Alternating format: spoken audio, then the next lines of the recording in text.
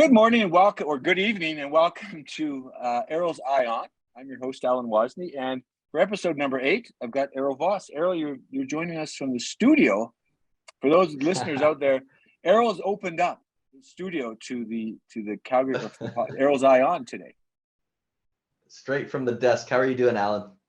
Terrific. So, Errol, what do we got today? I think we're talking about branding. What is your title? What's the title for today? Yeah, branding, the forgotten side of branding. That's the title for today. So, Alan, when you think of branding, what do you think of? Literally, Apple, Coca-Cola, Kleenex, Xerox, names that like they're synonymous with the product and the brand. Or some big brands. But how about like when you think about branding for a company, what types of activities come to mind? What comes to mind for branding? It's a good question. For me, I just think of that, that it's something you're aware of, like if you associate the association. So with a product or a service, and they're in the community. They're everywhere you are, right? So for me, a brand it's splashed all over the walls, the proverbial walls. Like, so the Errol Vas brand right now behind me, behind you, right? It's splashed all over that. Yes, exactly. Yeah. And that is a big side of branding. It's about being in front of everyone, being visible. It's about having a nice logo. It's about the colors. It's about the copy. It's about the look. It's about how you make people feel, right? So this is the one side of branding, but okay. Starbucks, right? I mean, that's a brand. I'm holding their cup, right? I didn't do this on purpose, but there you go. Yeah, I mean, Starbucks is everywhere, right? And so that's one side of branding, right? There's that, but the forgotten side is reputation, right? It's one thing to have your brand splashed everywhere for everyone to see it all the time, for it to look good, but your brand is only as good as your reputation, right? So you can have your brand in front of tons of people. You can have a beautiful logo. You can advertise your brand. You can do brand awareness.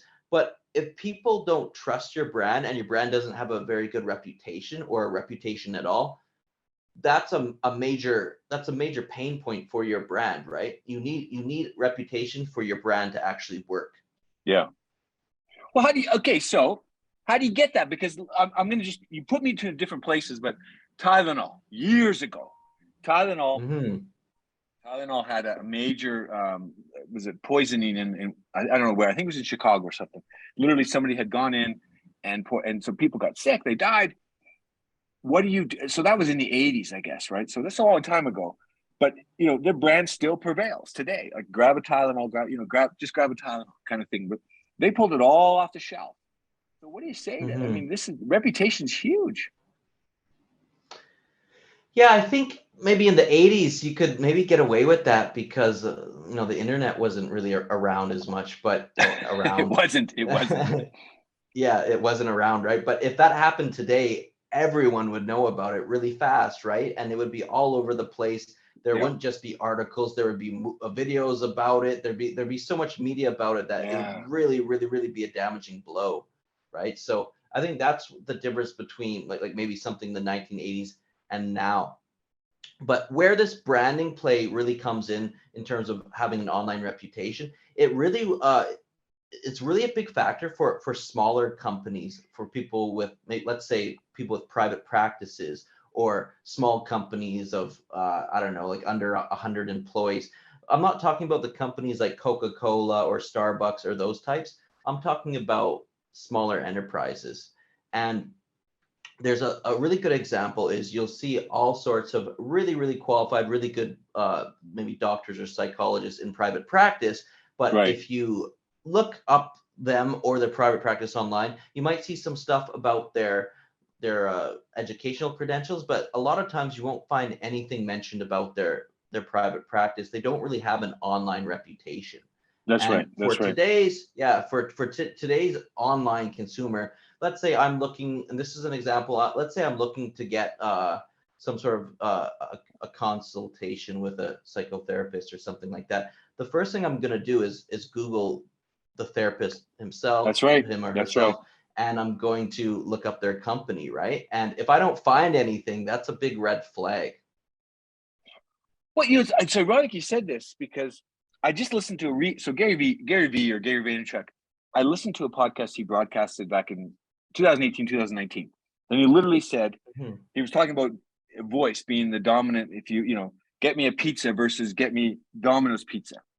And so Gary was saying, because the space is becoming so, if Google or Alexa or Siri tells you, if it's built into the algorithm, if you just say give me a pizza, it's going to be, if it's something that they like, or they've geared up for. So for Alexa, if you say specific brand, right, then it's going to give you that brand. So that's a voice thing. But if you do the Google search, and I hear you, Errol, because a lot of companies aren't digital. They don't think they need a social presence. So guess what? In the old days of the phone book, right? AAA, AAA towing, whatever, that doesn't work anymore. So if you Google and you're not there, they're going to go somewhere else. So your brand, if you don't have a brand that people are aware of, and they specifically Google you, they'll go to the next person, the next company, small business. Exactly, right? Exactly. And going back on earlier, before like the digital age, you get a lot of companies that actually still exist that they may not have an online reputation, but they have an offline reputation. There's so much word of mouth reputation that these companies are able to survive. However, if you started, so you might see companies now that are doing well just because of that, and that's because they have word of mouth reputation, right? But if you were to start the same company as them now without focusing on your online reputation, you're not going to succeed, right? So I think it's a thing of the past where you can just rely on customers to build your online reputation, or to build your reputation. Now you need to build an online reputation. So word of mouth is important, but you need people online building your reputation. And the way to build a reputation is not about what you say about yourself, right? You can't build your own reputation by talking about yourself. You need other people, third parties, to talk about you and your company. And that's what builds up a credible online reputation. Well, I mean, that it starts. Well, first of all, it starts with a post, or it starts with, just you getting out there. So the social media side is, in my view, is part and parcel to everything. You can run an ad, Errol. You can run an ad in a journal, right? And the people flipping through the journal, you can still run those if they're cheap, and you have a target people. But if you're not combining that, showing the video of you going through the phone book, right? I mean, and posting that, if getting comfortable on today's digital world, the OGs in the room need to get comfortable and not just rely on their 19-year-old niece or nephew to do their social media posts, right? And as you said, bringing others in, letting people talk about, getting your customers to, I've heard this thing, Gary said, how do you get your customers to be your biggest fans? Interview them, talk to them, post on social. I mean, it's not there's one solution, it's going to be, this is it. There's a lot of things that people can do, and they're not. Yeah. And another thing with social media in terms of online reputation, there's many little factors that contribute to your online reputation, which is essentially your brand. And being on social media, it's better to be consistent, and even if you don't have a big following, because some people think about this customer journey. Let's say I'm looking to do business with your company. I'll jump on Google, or I'll jump on whatever, and I'll look up your company, right?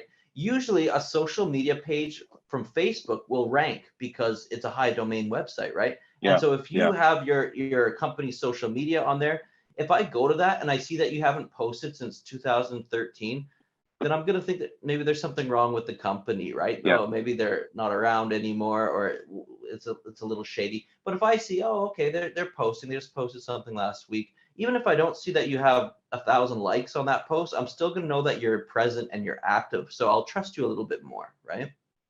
Well, you and I talked about this, I think, in the past episode, and I mentioned there was a venture capital company here in Calgary, in Toronto. And she literally said, before you come to the meeting, if you want me to invest in you, before you come to the meeting, if I haven't heard about you 10 times before on a Google search or whatever, you're probably not doing your job well enough. So If you haven't posted, Yeah. and right, they're going to wonder, is this person, there's crickets, they look social media crickets, which is like you just said, there hasn't been a post in 6 years or 6 months or 6 days, whatever it is.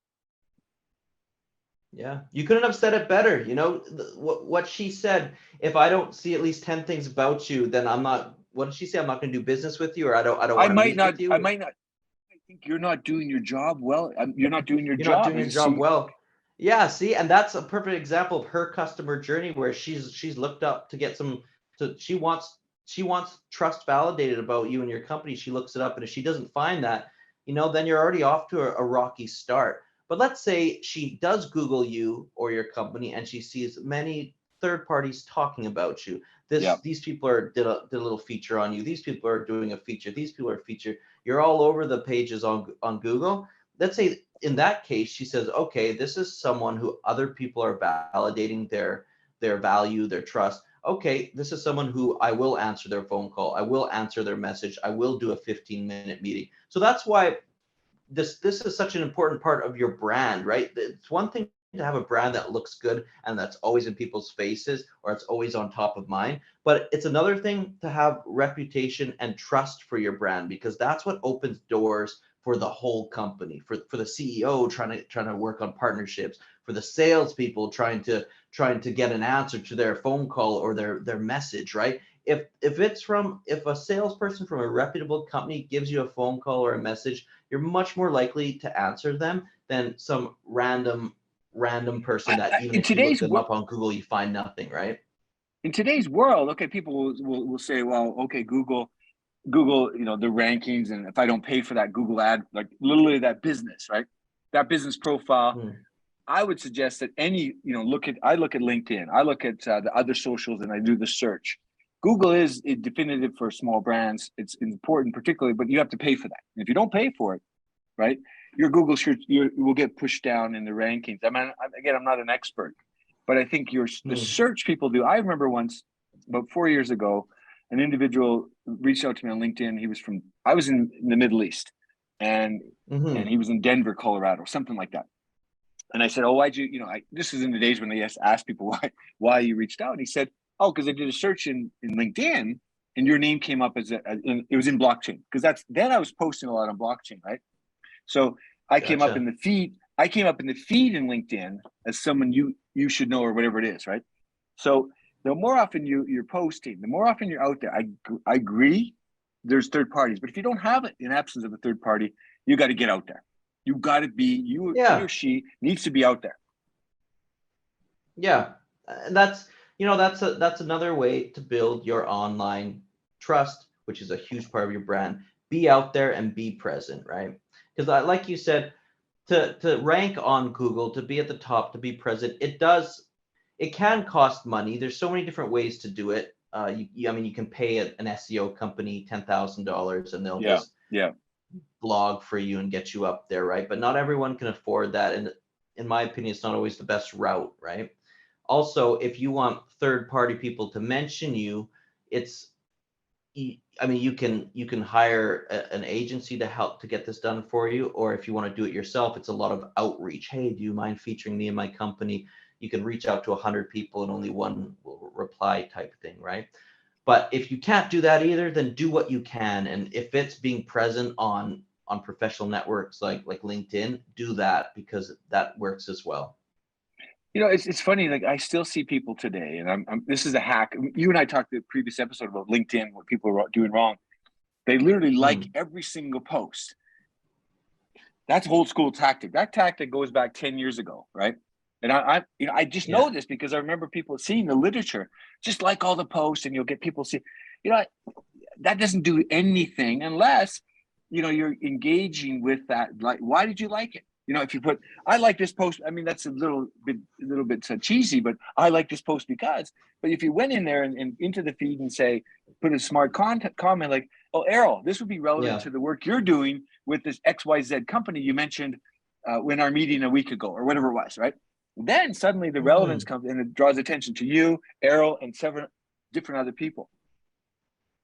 Yeah, that's a really good point. That's a really good point. Another way to build your brand through an online reputation is being genuine, showing up and being genuine, right? And it is an old school thing that, oh, if I just like, or if I say great post on every single post and comment, that before maybe the algorithm wasn't as sophisticated. And even if you're playing towards an algorithm, you don't build trust with an algorithm, you build trust with people, right? Yeah. So if you're genuinely engaging with people, you will develop that trust with them, and other people notice that. And if they see that you're actually engaged and you're making sense with what you're saying, not just, hey, great post, but you're actually bringing value to the conversation, that'll get associated with you, and in turn your company as well. So Errol, do you have a couple of examples of companies you worked with or that do this well? Like small business. You talked about less than 100 employees, companies that do this well. And I'll give you one example after you give me one example. Sure. Well, in terms of small companies, I mean, I don't have any like an example off the top of my head, but a lot of people are doing this well. And I'll give you an example of how to do this well. Okay. Yeah. I'll give you an example of how to do this well. Let's say I'll bring you through my own customer journey. If I go to your website and I see as featured in, and I see you've been featured in a few places, then right away I'm like, okay, they're a little bit more legitimate. They have my trust a little bit more. And if I see that you have a couple, maybe what are these called, like endorsements from other people on the website, that, and if I see, oh, they got an endorsement from this director of marketing at, here's an example, at Coca-Cola. Okay, he's endorsed by a reputable company, so he's piggybacking his reputation off someone else, which is a great tactic. Cool, now I know you've worked with some bigger brands. Okay, you have my trust. Then, or let's say I find someone through LinkedIn, right, and I read their bio. If their about me section is just like, I am a skilled worker, I have been here for 15 years, I'm just kind of like, okay, cool. But if I see like, hey, I've been mentioned here, here, and here, I've also been featured here, I've been awarded this, a little bit about talking about other people validating your value, then I trust you a bit more. So what the way to do this, when I see small companies do this right, it's they let people know when other people are talking about them. So it's a little different than what we're trained to do in everyday life. We're not supposed to tell people, oh, hi, my name is Errol, I've been featured here, blah, blah, blah. You don't really do that in normal life. But online, you need to put that forth in a tasteful manner so that, I mean, people do trust you. I remember the old days. You just probably actually as seen on TV, or the featured in the news article. But if you're not featured, then you probably need to be more creative. And there's a small company here in Calgary, and I think they're getting to be big. Connor Curran, he was on my podcast, and he's local. It's called Local Laundry, and it's t-shirts and shirts and hoodies and sweatshirts and kit, right? So if you Googled him and you see it, he is like he does a daily video talking about he walks through his factory. I see him all the time. Now he's in my feed, but he's in my feed because he's engaging, and I see him. Yeah. LinkedIn throws you into your feed with the engaging, it gives you recommendations or so forth. And then I go over to Instagram, he's there, and I see his name when I go, when I go to someone else, and his name shows up again, also connected with. So I'm just saying he's out there.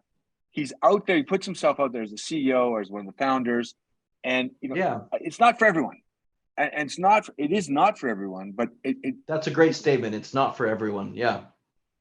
But you have to find your way of getting out there. If you don't write well, then do video. If you don't show well on the video, then write things, or do a blog or do a vlog. Exactly.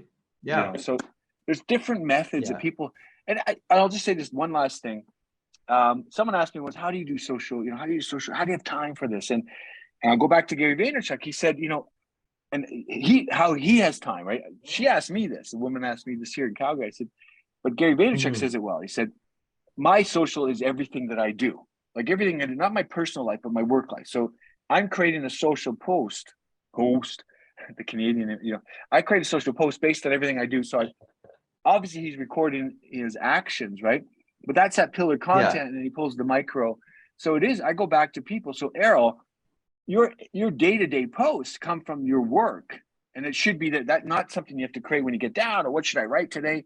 At the end of the day, you should have 10 things you could talk about from your actions at work, like at whoever you work with. That to me, people don't see that connection. wow, but I can't post that. I can't talk about that. Okay. So I'll just stop there.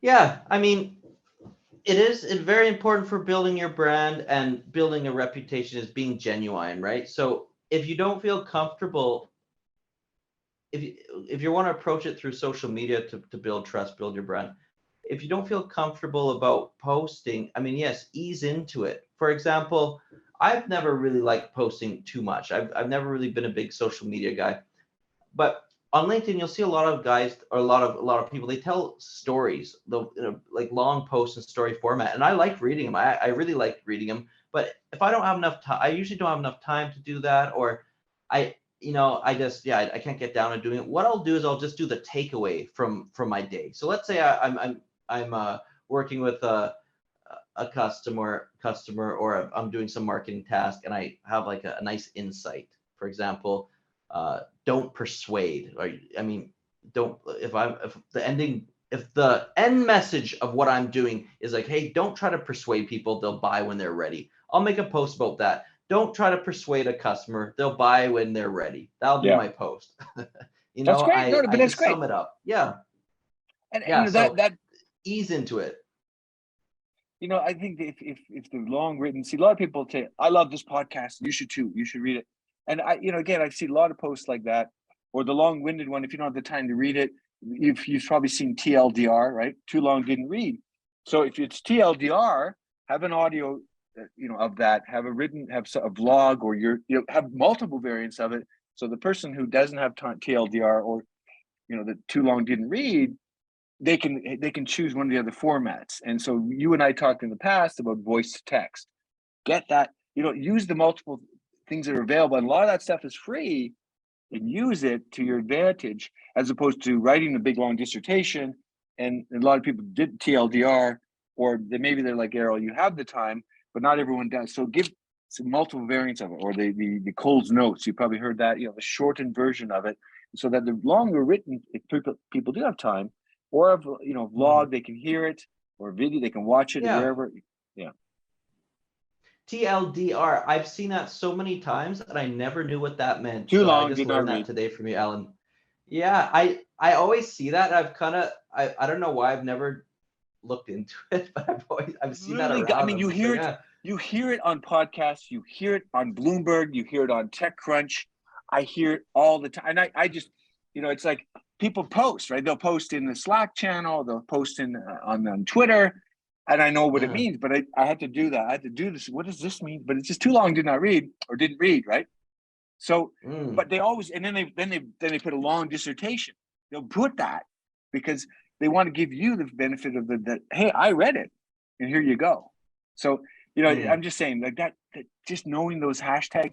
You don't have to know the hashtags LMFAO, right? I mean, there's just, who cares? That that one. So, well, Errol, so any last words of branding and things that you want to share and for the listeners out there? I guess I'll recap. All right. So when we think branding, everyone thinks about, your logo, colors, how your copy is, getting your brand in front of everyone, splashing it out in advertisements, always being top of mind for people. The forgotten side of brand is building your online reputation, right? And the best way to do that is have third parties mention you, to write articles about you. It can get expensive to do that, or maybe that's not the route that you're comfortable doing. There's also social media, right? And the best way to build trust on social media is to be present and be genuine. So I think that sums up what we talked about today. Errol, I have to give the last two, because talk about branding. So Snoopy and the Peanuts gang, right? Who do you associate that with other than Snoopy? Who do you associate with? Is there a brand that that's associated with Snoopy? I'm testing you here. Snoopy. Is there a brand I know that's associated with Snoopy? You probably wouldn't. You're too young. But so that's MetLife. So MetLife Insurance, right? Nothing to do with Snoopy. But they linked up long ago. If you Google that, you can see that. They did that. So that association happened a long time ago, because nobody understood insurance in MetLife. I read this. Gary Vaynerchuk brought this up. And the other one is Geico. So Geico. That's what I was just thinking. Geico. He's a legendary, right? It's also insurance, the Geico insurance, but the gecko, Like it's iconic. A lot of people may not associate that with insurance, but it really gets their attention. There's probably several others like that, which have nothing to do with the brand, but that iconic symbol, the gecko guy, he's iconic with that. I think there's probably others out there. So brand, it's a legacy. It sticks with you. The things you're talking about are the execution, right? How do you build that brand and getting in that reputation? But so those things are legendary and they stick over time. There's probably several others we could talk about, but I just wanted to throw that out to you. Yeah, that's a good one. Yeah, I guess the point that I want to make is, even if you have the gecko and it does grab attention, if you don't have the trust and reputation to back that up, then it's useless, right? So your front end brand marketing is only as good as your reputation. Errol, this has been good. It's Errol's Eye On. We've got a new format. He's actually come out. He's come out of into the video. Errol's come into the video room and going video. We've gone video, both audio and video. So Errol, thanks for this episode number 8. And this has been great. We'll continue on.